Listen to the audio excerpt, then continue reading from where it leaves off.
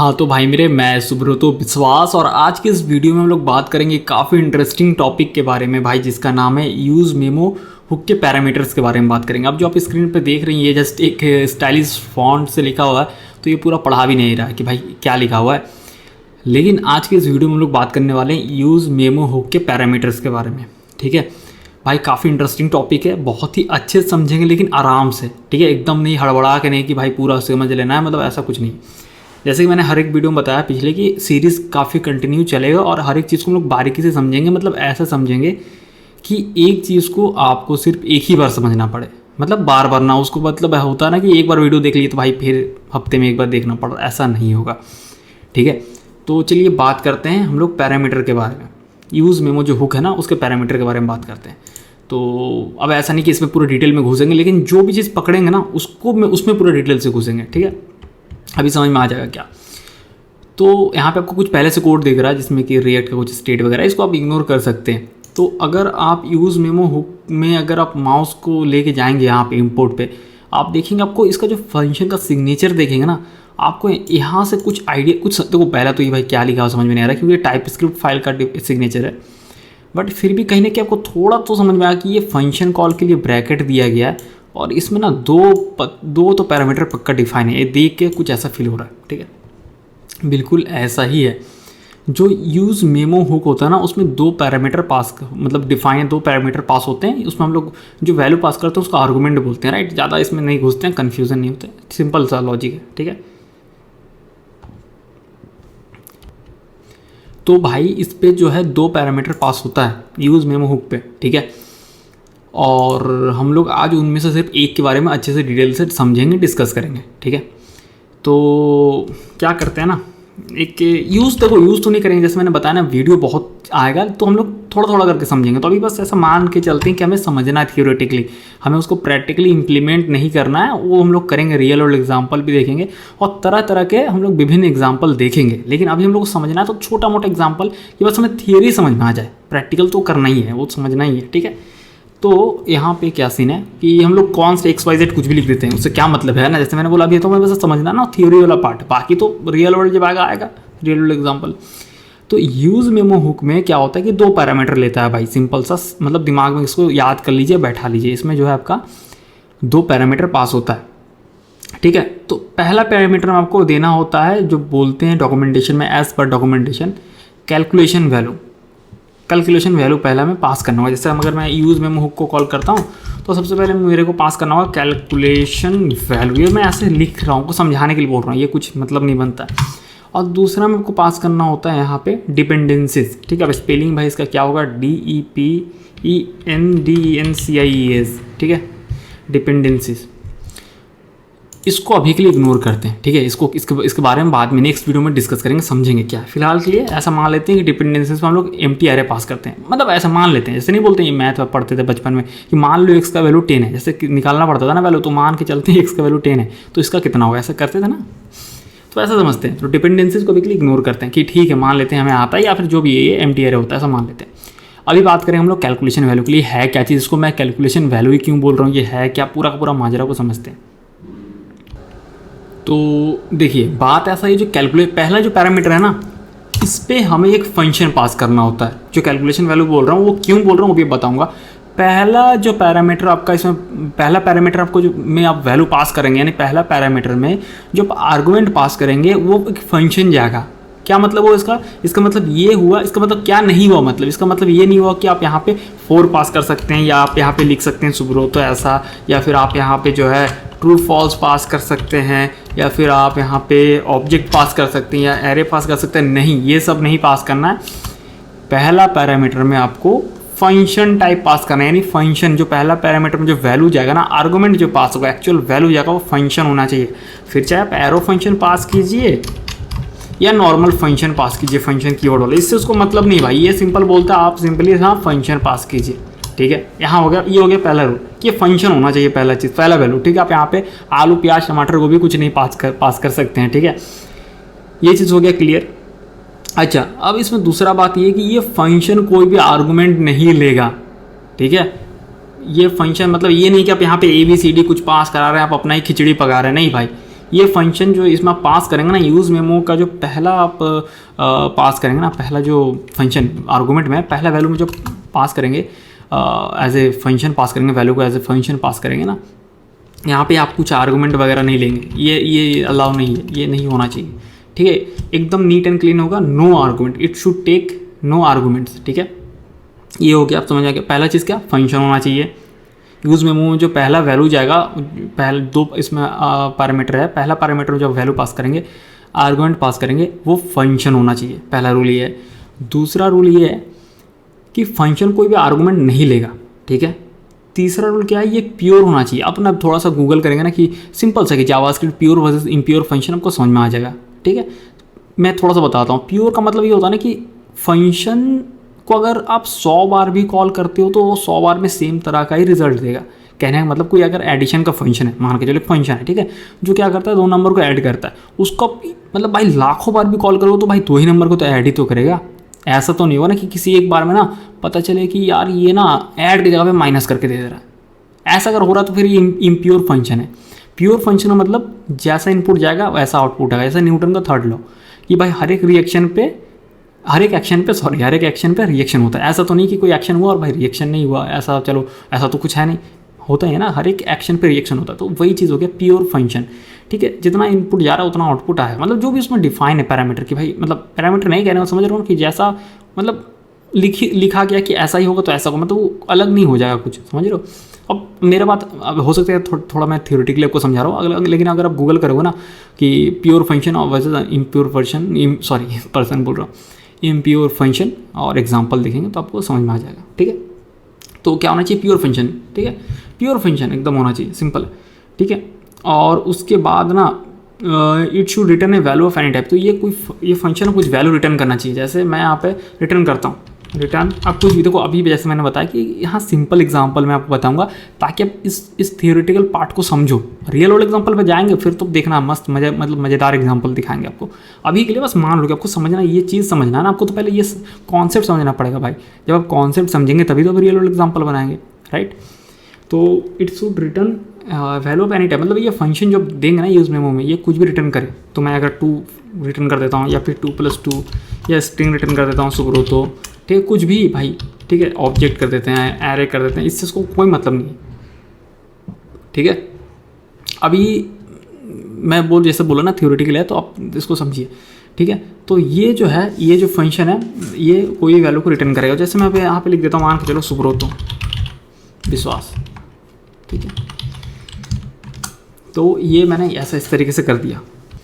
तो अभी क्या करता है ना, यहाँ पे मैं एक वेरिएबल बनाता हूँ और मैं यहाँ पे लिखता हूँ रिज़ल्ट, ठीक है, रिज़ल्ट इक्वल्स टू, इस तरीके से मैंने लिख दिया, ठीक है। अब सीन यहाँ पे क्या है भाई, मेरे सीन क्या है यहाँ पे वो समझते हैं। रिएक्ट क्या करेगा ना, रिएक्ट इनिशियल, जब मैं इसको सेव करूँगा और फर्स्ट रेंडर होगा एकदम, जो इनिशियल रेंडर होगा, फर्स्ट रेंडर में इस फंक्शन को कॉल करेगा और जो भी उसका रिजल्ट होगा ना, उस रिजल्ट यानी रिजल्ट क्या होगा, जो रिटर्न कर रहा है वही रिजल्ट होगा भाई। यूज़ मेमो क्या करेगा, इसके अंदर के जो मैंने फंक्शन डिफाइन किया ना, इसको कॉल करेगा फर्स्ट रेंडर में, एकदम जो इनिशियल रेंडर होगा उस पर कॉल करेगा। और जो मैं रिटर्न कर रहा हूँ यानी उसी को रिजल्ट बोलते हैं, कैलकुलेशन रिजल्ट, कैलकुलेशन वैल्यू, कुछ भी बोल सकते हो, उसको रिटर्न करेगा, ठीक है। रिटर्न करेगा यानी रिजल्ट को सेव कर लेगा, ठीक है। कैश हो गया, कैश मेमोरी में चल गया, वो सेव कर लिया कि भाई हाँ ये जो है ना सुब्रतो विश्वास को सेव कर लिया, रिटर्न वो किया वहाँ से, ठीक है।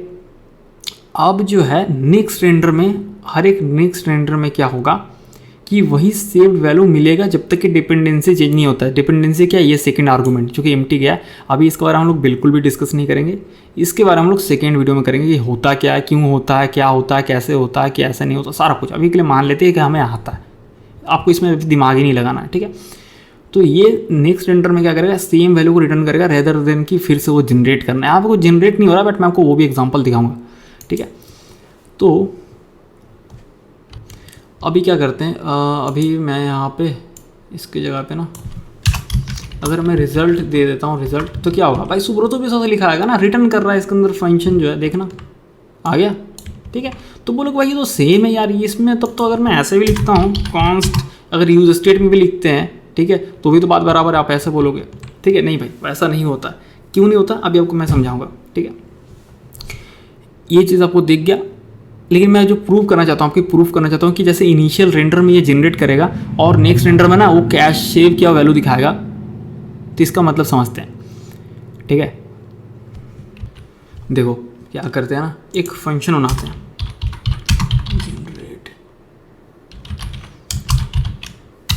Generate name. ठीक है, ये सिंपल कुछ नहीं करेगा, कंसोल लॉग करेंगे यहाँ पे हेलो जनरेट हो रहा है।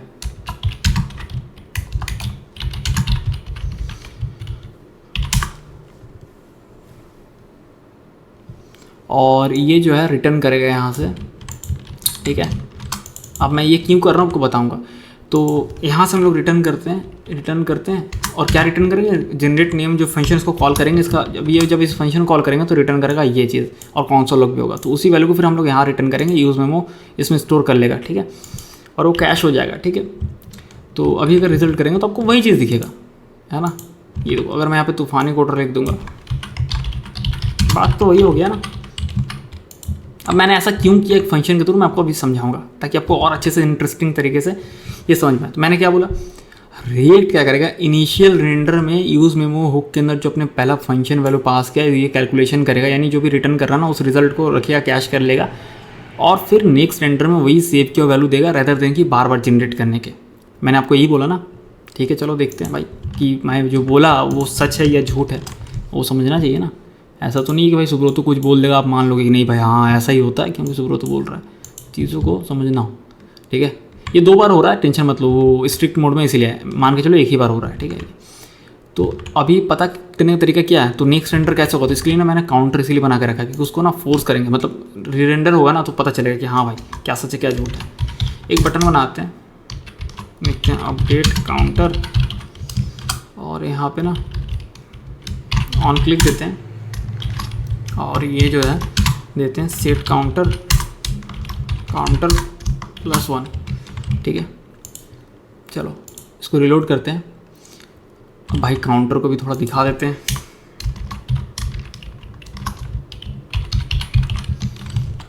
चलो रिलोड करते हैं फिर से, हेलो जनरेट हो रहा है। तो ये जो नेम आया ना वो यूज़ में हुक जो कॉल हुआ, अब मैं जैसे क्लिक करूँगा ना ये काउंटर तो बढ़ रहा है भाई, लेकिन देखो ये लॉग नहीं हो रहा है। ठीक है, देख रहे हो ये लॉग नहीं हो रहा है।